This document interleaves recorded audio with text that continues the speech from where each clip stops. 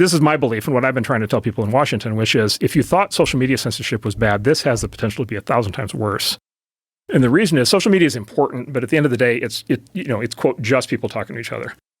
AI is going to be the control layer on everything. Right. So AI is going to be the control layer on how your kids learn at school. Right? It's going to be the control layer on who gets loans. It's going to be the control layer on does your house open when you come to the front door. Wow. It's going to be the control layer on everything. Right. And so if that gets wired into the political system the way that the banks did and the way that social media did, like we are in for a very bad future. And that's a big thing that we've been trying to prevent is to keep that from happening.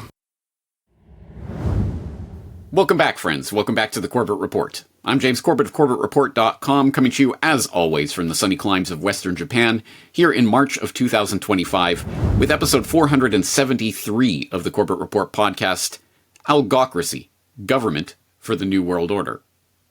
And those chilling opening words portraying what a government by algorithm might look like come to us via Mark Andreessen on the Joe Rogan Experience podcast, where Mark is warning us about the possibilities of not just social media censorship and control, but AI censorship and control, and how much worse that will be when AI is a layer on everything we do and everything we use. Now, all right, let's start today's exploration, which will no doubt get into why I do not trust Mark Andreessen to keep us safe from the coming AI technocratic overlords by defining our terms, because probably this is a new term for most people in the audience, algocracy, and this is a term that we can work out from etymology, if nothing else. Kratos, of course, being the Greek word for rule, which is where we derive, for example, democracy, demos, Kratos, rule by the public, or for example, autocracy, the autocrat. That is rule by self-rule. Well, in that case, of course, referring to the self-rule as in a rule by a dictator who rules by himself. Or I suppose there's kleptocracy, rule by thieves. Or, as I hope my listeners are aware by now, kakistocracy, rule by the worst or the most evil, which may be an apt description of, well, governing systems generally. But at any rate, algocracy, then, is rule by algorithm. And if you think that such a thing is some far-off weird fantasy that who on earth is even talking about that, well, may I present to you, a completely different clip from the Joe Rogan Experience with Mark Andreessen. I've said publicly, and I'm kind of half joking, that we need AI government. Yeah. You know, it sounds crazy to say, but instead of having this like alpha chimpanzee that runs the tribe of humans, how about we have some like really logical, fact-based, program that, makes it like really reasonable and equitable in a way that we can all agree to. Right. And let's govern things in that manner. Curious. Yes, let me spell that out for anyone who didn't notice. Yes, that is the exact same pair of people, i.e. Mark Andreessen and Joe Rogan, who in the opening clip were warning about the dangers of a world of AI governance on top of every aspect of our lives being layered with AI. Isn't that a scary prospect? But yes, that's the exact same pair who are now chortling about how it sounds crazy to say it, but we need AI government. Yep. Instead of having like this alpha chimpanzee that runs the tribe of humans. How about we have some really logical, fact-based, program? Yup. That, makes it really reasonable and equitable in a way that we can all agree to let's govern things in that manner. Wow. Yeah, right. Okay, these are the guys that are going to save you from the AI nightmare of the future. Because don't worry, Andreessen and his team of technocratic crusaders are going to save you from that woke liberal AI and replace it with the cool Trumpian AI. Woohoo! Sign me up. All right. In case you need to know what is happening here, I will direct your attention to a series that I sincerely hope my listeners are already familiar with, but if not, you will be now. It is called The Dark MAGA Gov Corp Technate. It is being penned by Ian Davis, previous guest of the Corbett Report, and it is up on Unlimited Hangouts, so far Part 1 and Part 2. I would sincerely hope you are following this series. But in this series, Ian spells out exactly who Andreessen is and what his connections are. For example, in this section on the techno-populist myth, he writes, rather than techno-populists, it is the techno-kings, you have to see part 1 of the series to understand that reference, who have been assisting Trump's selection of his administration's personnel. Musk's influence is well known, but Marc Andreessen, the venture capitalist co-founder of Andreessen Horowitz, is another influencer. Andreessen has not just been involved in making Trump's picks for technology and economic-related positions, areas where he perhaps has some expertise, but also for U.S. defense and intelligence posts. Andreessen's Machiavellian reasons for supporting Trump are obvious. As reported by The Verge, in July 2024, Andreessen spelled out that he and his partners were backing Trump, not because they shared any of the concerns voiced by Republican voters, but because they could use the Trump administration to deliver the regulatory environment they wanted for their project to succeed. That project is a GovCorp technate. Not technopopulism, but techno-optimism. In 2023, Marc Andreessen published the Techno-Optimist Manifesto. He explained precisely why he and his tech king partners have seized their opportunity. We can advance to a far superior way of living and of being. We believe that there is no material problem, whether created by nature or by technology, that cannot be solved with more technology. We have a problem of poverty, so we invent technology to create abundance. Give us a real-world problem, and we can invent technology that will solve it. Combine technology and markets, and you get what Nick Land has termed the techno-capital machine, the engine of perpetual material creation, growth, and abundance. We believe in accelerationism, the conscious and deliberate propulsion of technological development to ensure the techno-capital upward spiral continues forever. We believe intelligence is an upward spiral as people form symbiotic relationships with machines into new cybernetic systems. We believe artificial intelligence is our alchemy, our philosopher's stone. We believe in augmented intelligence just as much as we believe in artificial intelligence. Intelligent machines augment intelligent humans, driving a geometric expansion of what humans can do. And then Ian writes, this is pure accelerationist neo-reaction, strongly influenced by technocracy. If you do not understand any of those words in that sentence, well, at the very least, go back to part 1 of this series and read through the whole series. And follow that up with, I don't know, type the word technocracy into my search bar, start perhaps with my questions for Corbett on what is technocracy, and follow the thread from there, because these are some very important terms that, as I hope you can start to understand, are becoming more and more important, but as Ian sums up here, at least in this section of his very voluminous article, they, as in Thiel, Andreessen, and Musk, want to implement the Dark Enlightenment and are hell-bent on establishing GovCorp technates. Their oligarch network is indistinguishable from the Trump administration. Currently, the most powerful nation on Earth is in their hands. And there are receipts to back all of this up, including some of the ones that that Ian referenced just in those few paragraphs, let alone the many references in the overall series. But for example, yes, as the New Republic was reporting, here are all the tech bros helping Elon Musk gut the government. And of course, they do mention Marc Andreessen was among those directly involved in recruiting and interviewing efforts for positions in Trump's incoming administration. And they even go out and straight call him technocrat. The technocrat is one half of Andreessen Horowitz. And yes, again, we can get this from the Washington Post, Democracy Dies in Darkness, in which they report, Andreessen has been quietly and successfully recruiting and interviewing candidates for positions across the incoming administration. The venture capitalist reach is not limited to decisions related to tech and economics personnel, one person who speaks to Trump regularly said.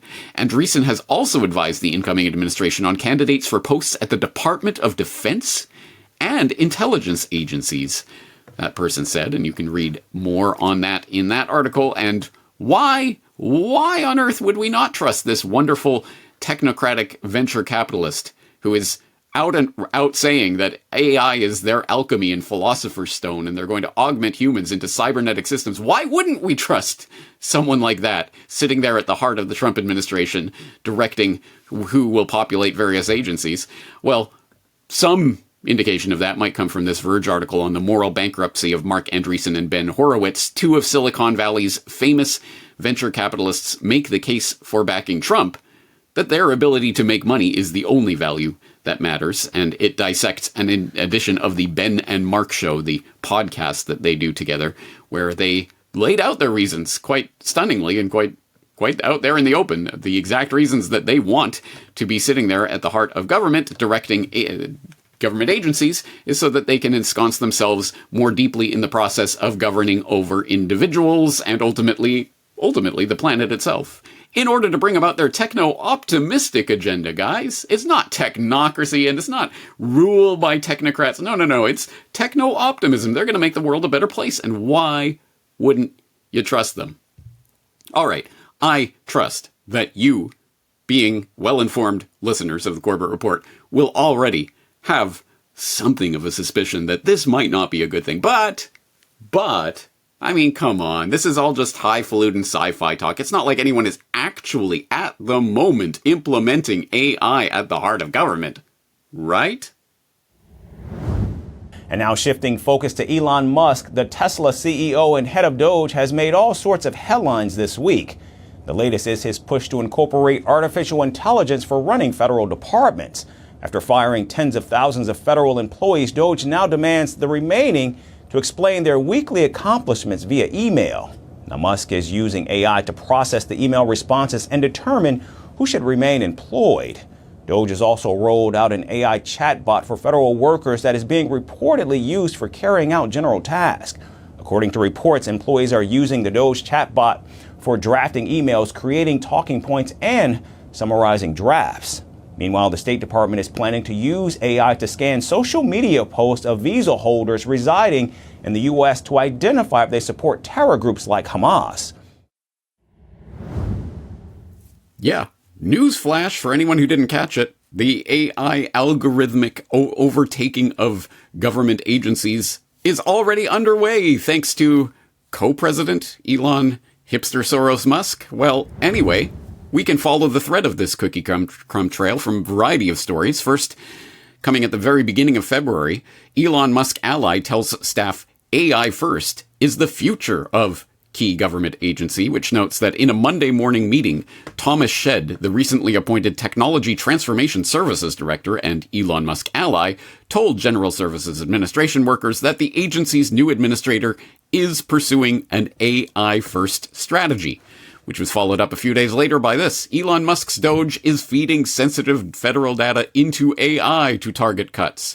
Representatives from Elon Musk's U.S. Doge service have fed sensitive data from across Education Department into artificial intelligence software to probe the agency's programs and spending. The Doge team is using AI software accessed through Microsoft's cloud computing service Azure to pour over every dollar of money the department disperses, from contracts to grants to work trip expenses, one of the people said. How else are you going to look over all this data? Followed up shortly, Doge will use AI to assess the responses of federal workers who were told to justify their jobs via email, noting responses to the Elon Musk-directed email to government employees about what work they had accomplished in the last week are expected to be fed into an artificial intelligence system to determine whether those jobs are necessary, according to 3 sources with knowledge of the system. The information will go into an LLM, large language model, an advanced AI system that looks at huge amounts of text data to understand, generate, and process human language, the sources said. The AI system will determine whether someone's work is mission critical or not. Followed up by Doge's plan to replace humans with AI are already underway. The civil service is being turned over to machines, which notes that the Trump administration is testing a new chatbot with 1,500 federal employees at the General Services Administration and may release it to the entire agency as soon as this Friday. The bot, which GSA leadership is framing as a productivity booster for federal workers, is part of a broader playbook from Doge and its allies. Speaking about GSA's broader plans, Thomas Shedd, a former Tesla engineer who was recently installed as the director of the Technology Transformation Services, TTS, GSA's AIT division, said at an all-hands meeting last month that the agency is pushing for an AI-first strategy. In the meeting, a recording of which I obtained, Shedd said that, quote, "As we decrease the overall size of the federal government, as you all know, there's still a ton of programs that need to exist, which is a huge opportunity for technology and automation to come into full force." He suggested that coding agents could be provided across the government, a reference to AI programs that can write and possibly deploy code in place of a human. Moreover, Shedd said AI could run analysis on contracts, and software could be used to automate GSA's finance functions. What the hell is going on here? How is the entire government being taken over and replaced by these AI-obsessed technocrat oligarchs? Well, that's a question that, hey, finally, the left side of the phony left-right bird of prey are suddenly, wouldn't you know it, broken clock, right, twice a decade, suddenly are interested in such questions. So now we have Dems asking federal agencies for reassurance Doge isn't feeding data into AI willy-nilly because they don't even know what's happening. House Democrats have sent letters to 24 federal agencies asking for assurances that Elon Musk's Doge team is not feeding sensitive government data into unapproved and unaccountable AI systems, talking about the personal information of Americans, social security numbers, bank and transaction data, etc., to be sifted through by such systems. Connolly also expressed concern over reported claims Doge has proposed cuts at many agencies based on the advice of unvetted AI systems. And the letter also cited independent analyst cyber intelligence brief, which claimed supply chain management platform Inventory.ai is ingesting government data. The analyst claims multiple U.S. government IP addresses point to its REST API. And if you want, you can follow it up by taking a look at one of those letters that are being sent. For example, this one to the Honorable Howard Lutnick. I think honorable is may not be the right word to use there. Anyway, you can go and read through what type of information even the other half of the supposed governance system doesn't even know what that half is doing, or at least what Elon Musk is directing. But it is, of course, not just Elon Musk. He is not the only billionaire tech oligarch with his snoot in this particular pie, lusting to get after not only the data of every single American and everyone else that is snarfed up by the US government, but more importantly, to run AI coding agents on all of that data to get all of the information, tie things together. You know, exactly what the deep state was lusting after with its scuttled program back in 2002, 2003, the Total Information Awareness Office. Remember that, with the all-seeing eye of Horus radiating the entire Earth? Remember how they had to kind of back off on that? Okay, guys, we don't mean that. And who took over that program and who picked up that slack? Oh, suddenly, as soon as the TIA went away, Palantir was suddenly getting CIA contracts, and Peter Thiel and Alex Karp were on the scene to supply the exact services that Poindexter and the others at DARPA were lusting after in that particular program. Wow, what a coinkydink. You can find out all about it in my 3-part series on Peter Thiel and, of course, my previous editorial on Palantir itself. But let's keep moving on. As I say, these are not the only people involved. Just in case you might be thinking, wow, maybe Trump has no idea any of this is going on. No, he's quite well aware, or at least whatever person or persons are puppeteering him are quite well aware. Fact sheet: President Donald J. Trump takes action to enhance America's AI leadership. America first, by which I mean AI first, by which I mean BlackRock first. Anyway, and if you read through, of course, these terrible Biden executive orders on AI, we're all weak and stuff. We're going to have nice, strong AI for America's new AI leadership. And of course, President Trump also took executive action in 2020 to establish the first ever guidance for federal agency adoption of AI to more effectively deliver services to the American people and foster public trust in this critical technology. You better trust it, guys. And, oh yeah, what happened on the second day of the new Trump administration. The second day. Oh, that's right. The big announcement of the $500 billion AI investment in Project Stargate, where Trump appeared alongside his best buddies, Masayoshi Son and Sam Stare into the Orb Altman, and Larry CIA Deep State Oracle Ellison, to announce this wonderful breakthrough AI technology that's going to make America first and great again and all of that jazz. And what kind of things are they specifically working on with this AI technology again? One of the most exciting things we're working on, using the tools that Sam and Masa are providing, is a cancer vaccine. It's very interesting. It turns out, I'll be quick, all of our cancers, cancer tumors, little fragments of those tumors float around in your blood. So you can do early cancer detection. If you can do using AI, you can do early cancer detection with a blood test. And using AI to look at the blood test, you can find the cancers that are actually seriously threatening the person. So we can, again, cancer diagnosis using AI has the promise of just being a simple blood test. Then beyond that, once we gene sequence that cancer tumor, you can then vaccinate the person, design a vaccine for every individual person to vaccinate them against that cancer. And you can make that vaccine, that mRNA vaccine, you can make that robotically, again using AI, in about 48 hours. So imagine early cancer detection, the development of a cancer vaccine for your particular cancer aimed at you, and have that vaccine available in 48 hours. This is the promise of AI and the promise of the future.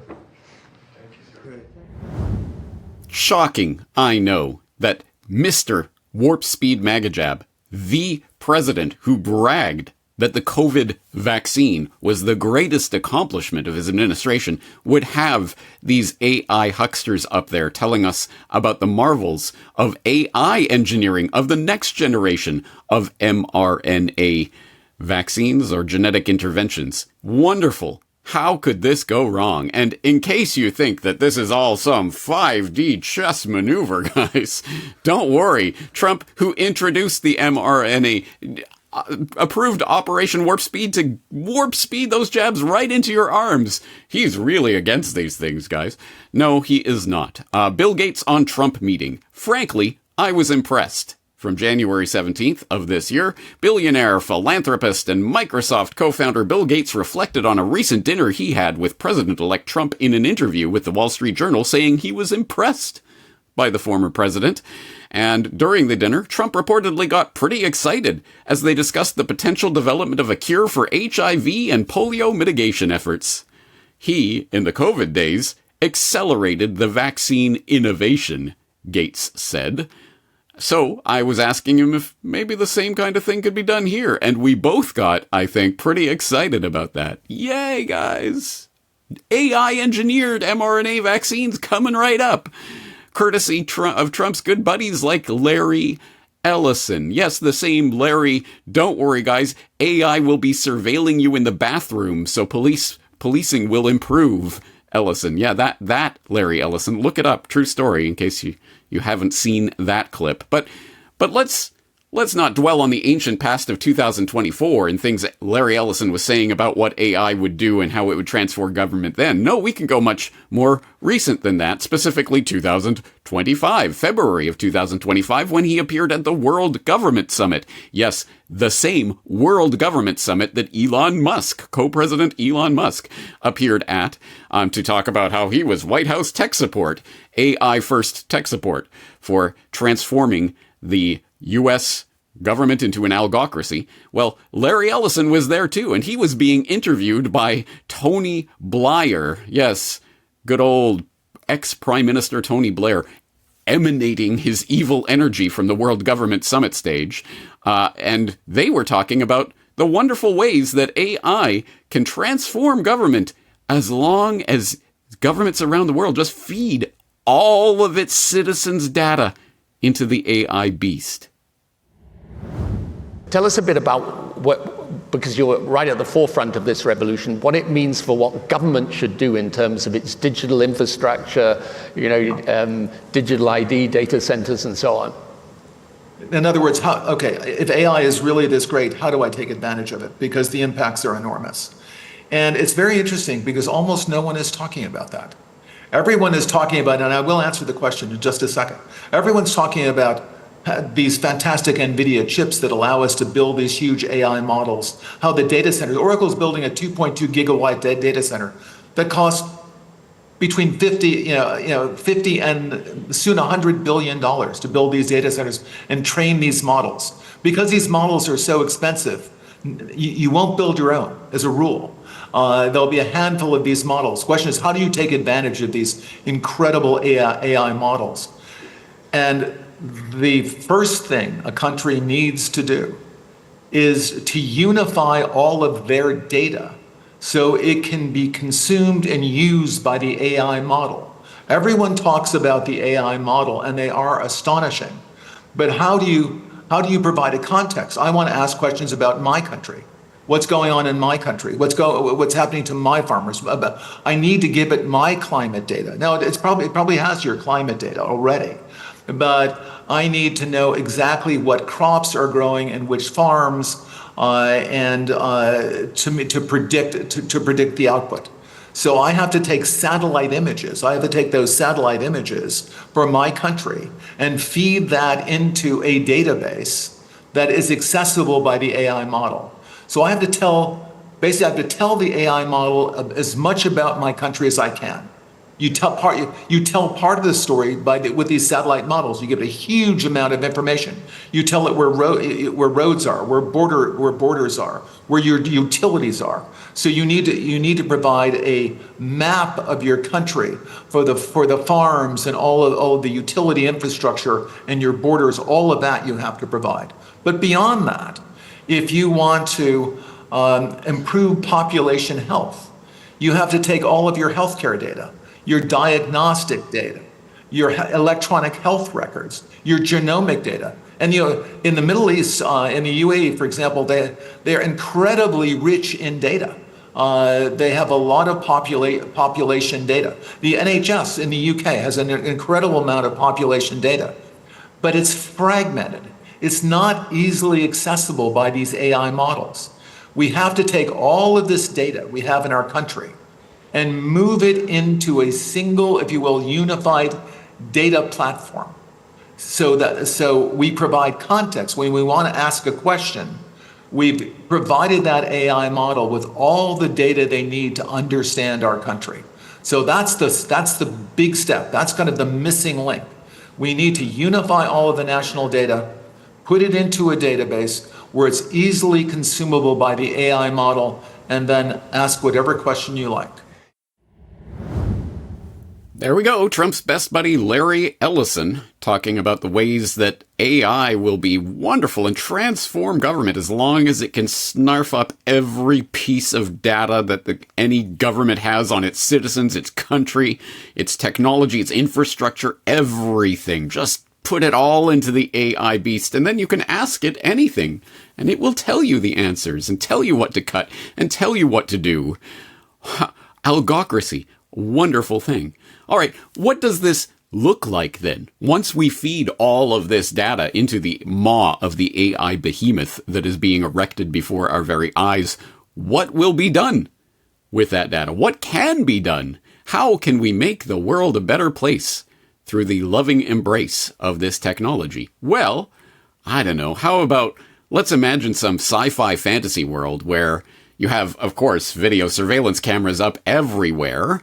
And, of course, they can be connected quite easily to an AI algorithm that could scan every single person, keep track of them and their whereabouts, who they are, all of their details, financial and otherwise, in real time. So that if they so much as jaywalk, so much as step across the street in an unprescribed area, the facial recognition system will be able to automatically detect that and to detect who they are, identify them, find them, and then in real time go into their bank account and take those funds out so that by the time they finish crossing the street, the funds are already gone. They've already been fined.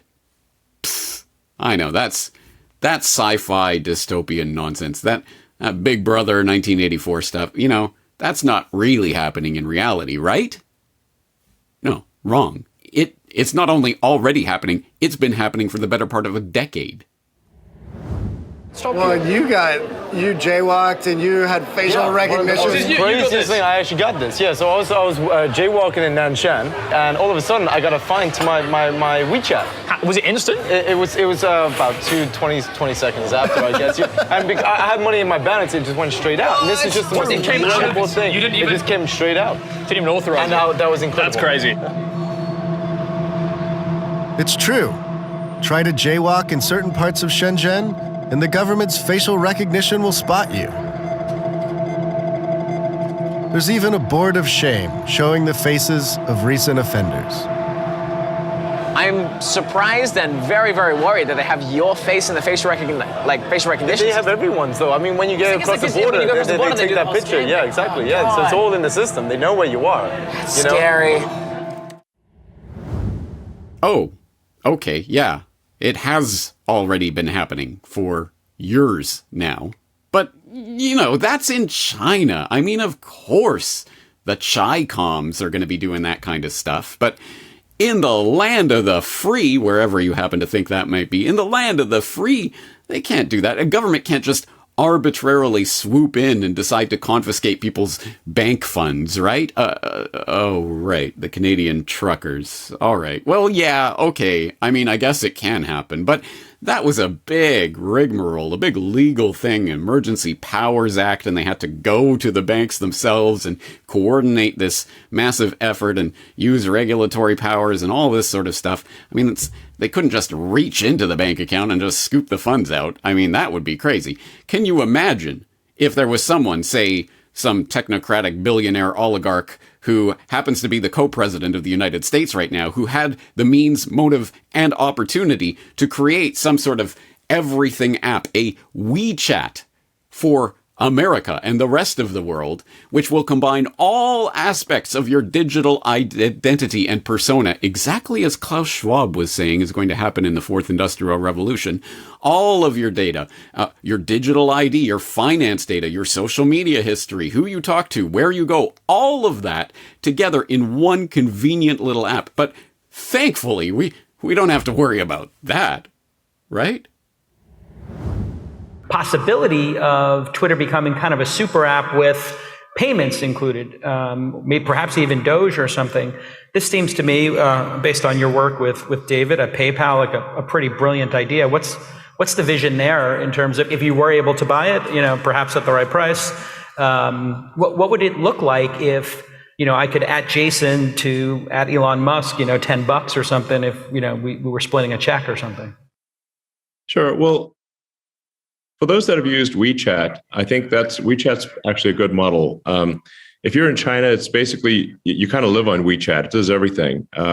It's sort of like Twitter plus PayPal plus a whole bunch of other things and all roll into one with actually a great interface. And it's really an excellent app. And we don't have anything like that outside of China. So I think such an app would be really useful. And just like the utility of it, of sort of a spam-free thing where you can make comments, you can post videos, you can, I think it's important for content creators to have a revenue share. Now this does not need to be done on Twitter. It could be done from something that's created from scratch. So it could be something new.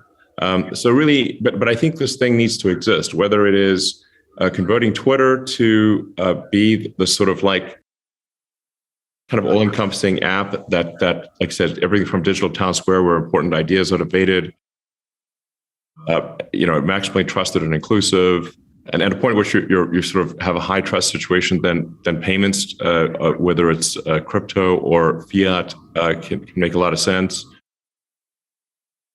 We just want something that's incredibly useful and that people love using. So But it's either convert Twitter to that or start something new. Those are the two. But it does need to happen somehow. Ah, right. Okay. WeChat, check. Surveillance, check. Taking all our data, check. Feeding us AI-generated mRNA vaccines, check. Yeah, it's all slotting into place. Wonderful. So what happens if you don't like the direction that things are going? What happens if you were to dissent against this? What would happen if you were to resist the coming of the Algocracy? Oh, don't worry. The Algocracy is prepared for that because, in case you didn't know, death by algorithm is already a thing too. The Israeli Defense Forces' use of AI is not new. I think that the most famous use of AI by the IDF is, of course, the Iron Dome, which is a defensive system that aims to disrupt the threat of missile attacks. This system is partly what defended Israel against Iran's drone and missile attacks in April 2024. The other one is another homegrown weapon that they have called the Smash from Smart Shooter, which is an AI precision assault rifle sight that you add on to handheld weapons. And what it does is it uses advanced image processing algorithms to hone in on a target, sort of like an auto aim in Call of Duty. Another way Israel uses AI is through surveillance of Palestinians in the occupied territories. Every time they pass through one of the hundreds of checkpoints, their movements are being registered. Their facial images and other biometrics are being matched against a database. But we're now learning more about the AI systems that choose bombing targets in Gaza from two reports in the Israeli publications 972 and Local Call. Gospel is a system that produces bombing targets for specific buildings and structures in Gaza. It does this by working in conjunction with other AI tools. And like any AI system, the first step is the large-scale collection of data. In this case, surveillance and historical data on Palestinians and militant locations in Gaza. The most famous application will be the Alchemist, which is a platform that collects data and allows the transfer of data between different departments, later being transferred to another platform, which is called the Fire Factory. The Fire Factory observes the data and categorizes it. The generated targets are generally put into one of four categories. First, tactical targets, which usually include armed militant cells, weapons warehouses, launchers, and militant headquarters. Then there are underground targets, primarily tunnels under civilian homes. The third category includes the family homes of Hamas or Islamic Jihad operatives. And the last category includes targets that are not obviously military in nature, particularly residential and high-rise buildings with dozens of civilians. The IDF calls these power targets. Once the data is organized, it goes through a third layer called the Gospel. The Gospel creates an output which suggests specific possible targets, possible munitions, warnings of possible collateral damage, and etc. This system produces targets in Gaza faster than a human can. And within the first 5 days of the war, half of all the targets identified were from the power targets category. Multiple sources who spoke to 972 reported that the idea behind power targets is to exert civil pressure on Hamas. Hiba's home was most likely one of the power targets picked up by the Gospel system. Yes. The digital infrastructure for the total lockdown and clampdown on society and every interaction and transaction within it is already in place. The digital infrastructure for tracking down and killing dissenters of that system is already in place. I think we need to clarify what we are talking about here. Because I know some people will just get hung up on the word, on the term AI. There's no such thing as artificial intelligence. Great, wonderful. However, there are such things as algorithms that are already being used to target and kill people here in the real world. So the angels dancing on a head of a pin conversation is no doubt fascinating, but it is completely irrelevant to the algocracy that is already here and is ramping up as we speak. And as mind-boggling as it can be to contemplate after what we have already seen, it gets even worse. This goes to an even darker place. What could be worse than the algorithmic targeting and killing of human beings? Well, the algorithm told me to drop the bomb there, so that's what I did. What could be worse than that? Well, unfortunately, all of this AI apparatus, machinery, infrastructure isn't just about efficiency. Government efficiency, as in better efficiency in targeting, tracking down, and killing dissenters, let alone everything else that government does. No, it turns out that whoever is wearing the ring of power of algocracy, the algorithmic power, ultimately has the power not only to shape who you are individually, but ultimately to shape the direction of humanity as a whole. Do not take this from crazy, whacked out conspiracy realist James Corbett sitting there in Japan. What does he know? No. Take it from your new algorithmic overlords, the deep state created globalist insider organization known as Google.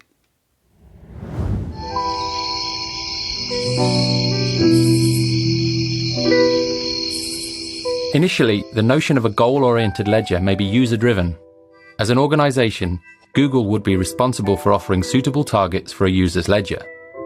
Whilst the notion of a global good is problematic, topics would likely focus on health or environmental impact to reflect Google's values as an organization. Once the user selects a volition for their ledger, every interaction may be compared to a series of parallel options. If one of these options allows the ledger to move closer to its goal, it will be offered up to the user. Over time, by selecting these options, the user's behavior may be modified and the ledger moves closer to its target.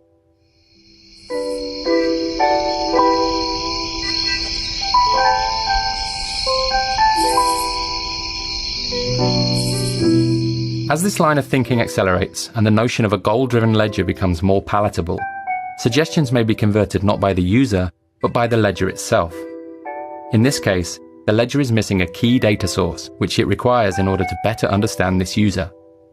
In order to plug the gap in its knowledge, the ledger begins searching for a device which delivers the required data when used. From this list, the ledger begins sorting the options most likely to appeal to the user in question. In situations where no suitable product is found, the ledger may investigate a bespoke solution. By analyzing historical data, it is increasingly possible to discern qualitative information such as taste and aesthetic sensibility, which may be used in the creation of a design proposal. With the advent of technologies such as CNC milling and the emergent possibilities of 3D printing, a custom object may be created to trigger this user's interest. In this way, the ledger is able to plug gaps in its knowledge and refine its model of human behavior.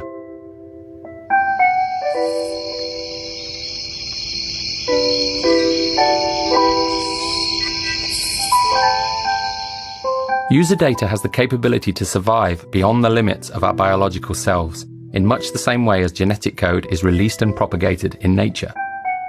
By considering this data through a Lamarckian lens, the codified experiences within the ledger become an accumulation of behavioral knowledge throughout the life of an individual. By thinking of user data as multi-generational, it becomes possible for emerging users to benefit from the preceding generation's behaviors and decisions. As new users enter an ecosystem, they begin to create their own trail of data. By comparing this emergent ledger with the mass of historical user data, it becomes possible to make increasingly accurate predictions about decisions and future behaviors. As cycles of collection and comparison extend, it may be possible to develop a species-level understanding of complex issues such as depression, health, and poverty. Our ability to interpret user data, combined with the exponential growth in sensor-enabled objects, will result in an increasingly detailed account of who we are as people. As these streams of information are brought together, the effect is multiplied. New patterns become apparent and new predictions become possible.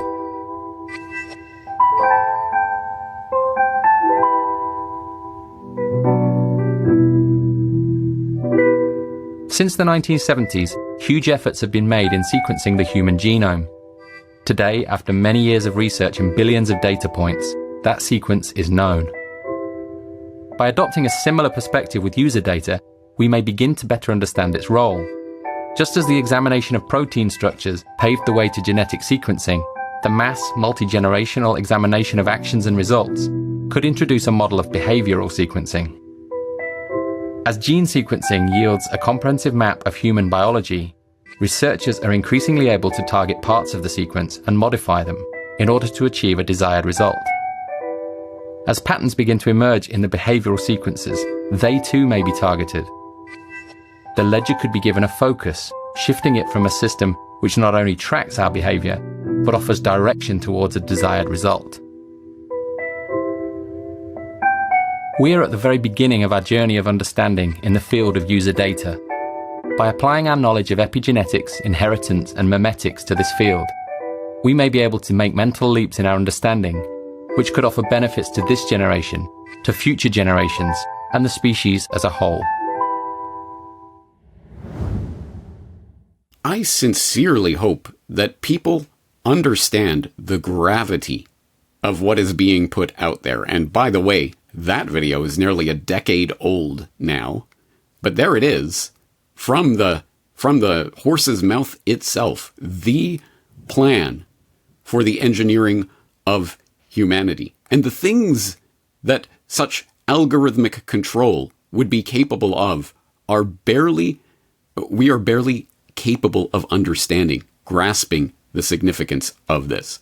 I mean, creating bespoke products so that you would be more likely to buy it in order to feed the algorithm the type of data that it wants based on its preferences for you and your life. Things get very, very dark very quickly. Because don't worry, guys, it's for the good of humanity, as determined by, let me check my notes. Oh, right. Larry Ellison, Elon Musk, any of these other technocratic overlords, or the people pulling their strings. This is a game for all the marbles, and I trust that if you have followed me through all these twists and turns, and more than that, more than simply followed, actually gone through this information for yourself, followed the links back that will all be there at corbettreport.com/algocracy. All of this information is there for you to check, to vet, to verify, to see for yourself where things are going.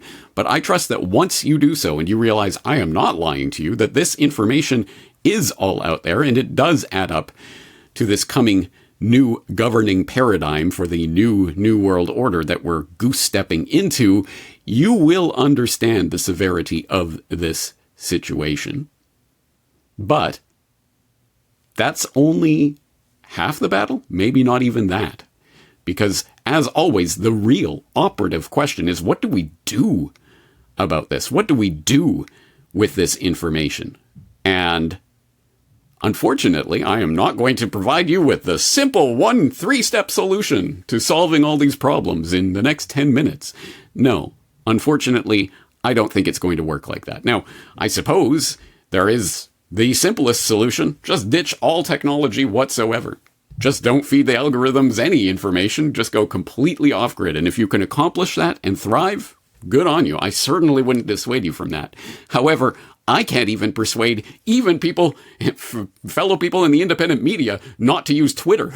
So I think the idea of completely ditching our digital lives is probably not going to happen en masse or even on an individual basis anytime soon. So we are heading into this digital dystopia one way or another. So what do we do about it? And I am all ears for suggestions. And believe you me, if there are good suggestions, please, Corbett Report members, leave your ideas in the comment section. Exactly what to do about this problem, how to solve this problem. You better believe I will do Solutions Watch galore on this issue if there are good ideas. I'm afraid I don't see many good options at the moment, other than, of course, trying to starve the beast in every way possible. But one thing that I do know is that we cannot possibly even start to combat an agenda that we can't name, that we can't identify, that we can't say, put our finger on and say, look, this is what is happening. And that's why today, at the very, very least, I hope that I have put on the plate a new term that we can understand and that we can use to explain what is happening to other people. Algocracy.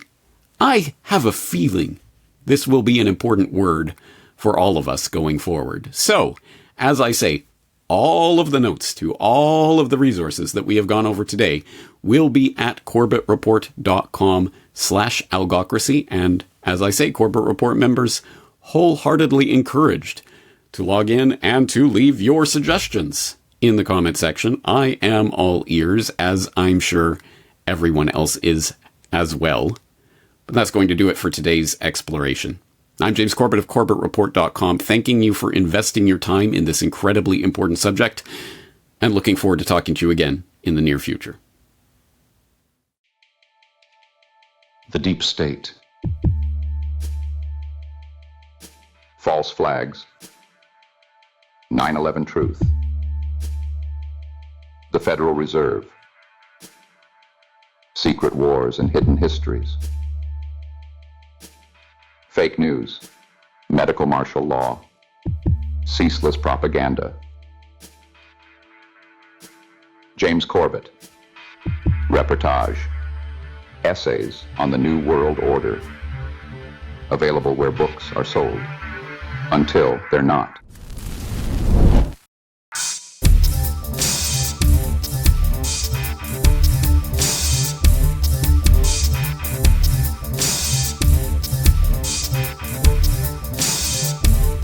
Reportagebook.com